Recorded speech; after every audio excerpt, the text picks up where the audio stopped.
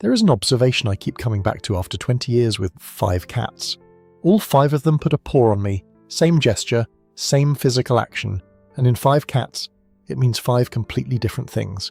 The ginger one, Milo, does it in the morning. A single paw placed carefully on the edge of the face, no claws, light pressure. He holds it there until the eyes open.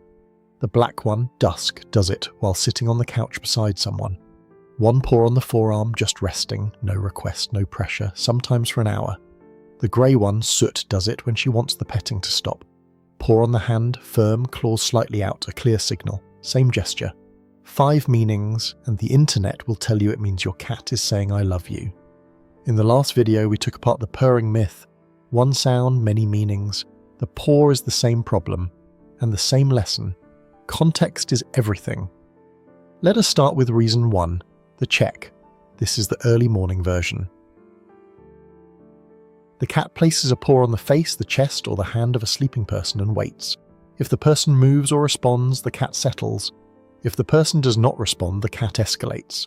Another paw, a nudge, sometimes a nose pressed into the cheek. What is happening here is not affection. It is a welfare check. Cats monitor the breathing and movement of the humans they live with. A body that has been motionless for hours triggers a low-level verification routine. Is this person still functional? Milo does this every morning at approximately the same time, not because he is hungry, he has a timed feeder, he does it because the breathing pattern changed as the sleep cycle shifted and his system flagged the change. The paw is a probe. If the person responds, the system resets. If not, the cat tries again. What makes this particular version interesting is how specific it is. Milo checks the same person every morning but never checks the other people in the household. The selection is not random. It tracks the person whose breathing pattern he has learned over months. A guest sleeping in the same room does not get checked. They are not in his baseline. He does not have a model for what their breathing should sound like. The check is only possible with someone the cat has catalogued. Reason 2, the request. This one most people recognise but misread. The cat sits near the food bowl, or near a closed door, or near a favourite toy, and places a paw on the nearest available human surface. Arm, leg, foot. This is not general affection, it is operant conditioning. The cat has learned that touching a person precedes getting something. Touch arm, door opens. Touch leg, food appears. Touch hand, petting begins. Researchers at the University of Bristol, including John Bradshaw, have documented how cats develop individualised solicitation behaviours towards specific people. The paw request is almost always person-specific. One of my cats, a tortoiseshell named Cleo, uses the paw exclusively with one member of the household because that person responds fastest. With everyone else she vocalises. Same cat, same need, different strategy depending on the target. The paw is not a universal signal. It is a learned tool calibrated to a specific audience. Reason 3, the boundary. This is the one that surprises people. A cat being petted places a paw on the hand that is petting her. Most people interpret this as the cat wanting more contact. It is often the opposite. The paw on the hand is a gentle block. It means, this was good, now please stop. The signal usually comes with other markers. Ears rotating slightly sideways, tail tip beginning to twitch, skin along the back rippling. If those are present, the paw is not a request. It is a break. The cat is using the least confrontational option available before escalating to a bite. Soot does this consistently. Her tolerance for petting is about 2 minutes. At minute 2, she places a paw on the hand. If the hand stops, she stays. If it does not, she leaves. Every time. Once that pattern becomes visible, the relationship shifts. Not because the cat changed, but because the person finally noticed what the cat had been saying all along. Reason 4, the redirect. This one is subtler and harder to spot. A cat sitting near a person who is working, reading, or looking at a screen places a paw on the arm or the hand. Not near a food bowl, not at a door, not during petting. In the middle of a human activity that does not involve the cat at all. This is not a request for food or play. This is a bid for attention from a cat that has learned that physical contact produces eye contact. The cat wants the person to look at her. Not to pet, not to feed, just to acknowledge.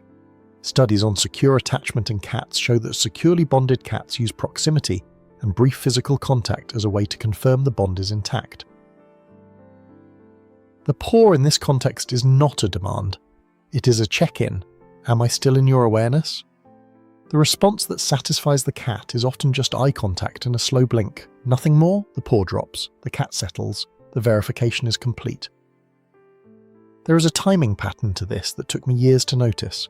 Cleo does it roughly every 40 to 50 minutes during an evening. Not constantly, not once. A rhythm. If the person makes eye contact before the paw lands, the interval stretches. If the person stays absorbed in the screen for over an hour, the frequency increases and the paw pressure gets firmer. She is not needy, she is running a polling cycle, and the interval adjusts based on feedback. Reason 5, proximity without demand. This is the quietest version and the one that almost never gets discussed. A cat lying next to a person places a paw on the leg, the arm or the hand, and leaves it there. No pressure, no claws, no repetition, just contact. The cat is not asking for anything. She is not checking, blocking, or requesting. She is maintaining physical connection in the most minimal way possible. Dusk does this for entire evenings. One paw on the forearm, eyes half closed, body completely relaxed. If the arm moves, the paw adjusts. If the person stands up, the paw drops and the cat waits for the person to return. There is one specific moment I have seen hundreds of times that still catches me. When the person returns to the couch after getting up, Dusk does not immediately replace the paw. He waits. Sometimes 30 seconds, sometimes 2 minutes. He waits until his body is fully resettled, his breathing has slowed, and his muscles have released. Then the paw goes back. Same arm, same spot, same weight. That delay is the tell. A cat that replaces contact immediately after it was broken might be anxious. A cat that waits until full calm returns before re-establishing contact is a cat whose system is regulating, not grasping. This version is the closest thing to what most people mean when they say the cat is showing love. But even here, the mechanism is more specific. The cat is regulating her own nervous system through contact. A warm surface, a steady heartbeat beneath the skin, a body that has been safe every other time she touched it. The paw is not a declaration. It is an anchor. 5 versions. Same gesture, same paw, same action, same physical motion. The difference is never in the paw itself. It is in the ears, the tail, the timing, the context, and what happened in the 30 seconds before the paw landed. A check has urgency. A request has direction. A boundary has tension. A redirect has focus. Proximity has nothing at all, just stillness. And that stillness is the one worth paying the most attention to. Because a cat that rests a paw on a person and needs absolutely nothing from that moment is a cat whose system has decided that this particular human is safe enough to touch without reason. For an animal that spent 40 million years surviving by being careful about who gets close, that is not small. In the next video, we look at what happens when everything changes. A second cat enters the house.